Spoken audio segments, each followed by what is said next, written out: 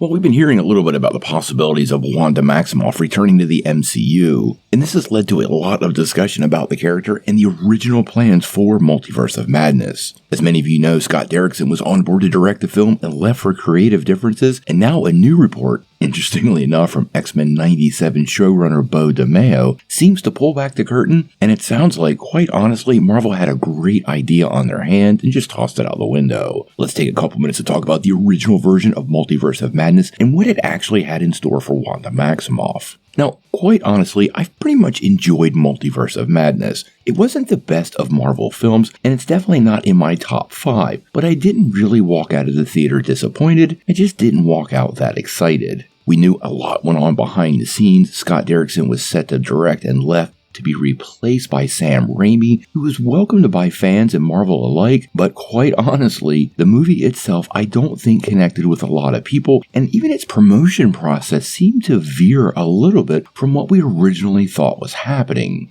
Now, since then, a lot has happened with Marvel, and one of the more big stories is the firing of Bo DeMeo last March, just before the premiere of X-Men 97. Now, we've been talking about that a lot on the channel, and DeMeo has been making the rounds talking with a lot of press, and even talked a little bit with Comic Book Movie about the scrapped plans for the Doctor Strange sequel. Now, in a series of tweets, DeMeo really pretty much laid out the original plans for the Doctor Strange sequel, and basically said that he felt like that version did Wanda Maximoff more, quote, justice.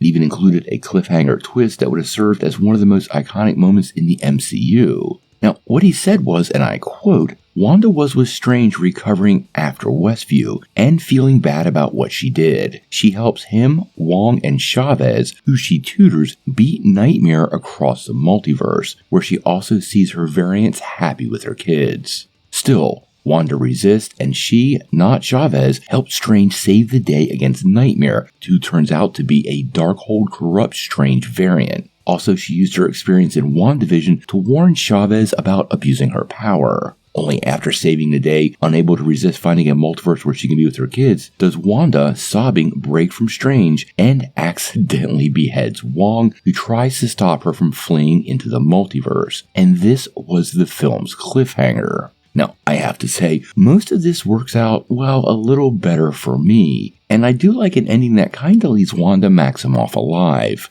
This also didn't really lean too hard on WandaVision and watching WandaVision, and that's something that Kevin Feige promised, but quite honestly, if you hadn't watched WandaVision, Multiverse of Madness would have made 0 sense, and I totally felt like that promise really wasn't kept up to snuff. Now, as far as Nightmare being a Doctor Strange corrupt variant, I guess I'm okay with that. But that end cliffhanger with the death of Wong, well, that might be a bridge too far. There's something that's come out of the post-Endgame phase, is that Wong has kind of become the glue tying a lot of things together. He appeared in She-Hulk, he appeared in Shang-Chi and the Legend of the Ten Rings, as well as Multiverse of Madness, and he's really pretty much become that glue character, very similar to Nick Fury in the Infinity Saga for most of the MCU's more recent history. Now, DeMeo was definitely partial to this draft, and whether you agree with him or not, or even believe him, it is a pretty fascinating what-if scenario for Wanda Maximoff. I do think the final version of Multiverse of Madness really did see Wanda get redeemed, well, kinda quickly, and I think her fall from grace and recovery probably would have been better suited for a longer story, but honestly, with the worldwide health crisis impacting behind-the-scenes productions, you can totally see how some of these details weren't hammered out properly and left us with the final product. In any case, I totally suspect the Scarlet Witch will return.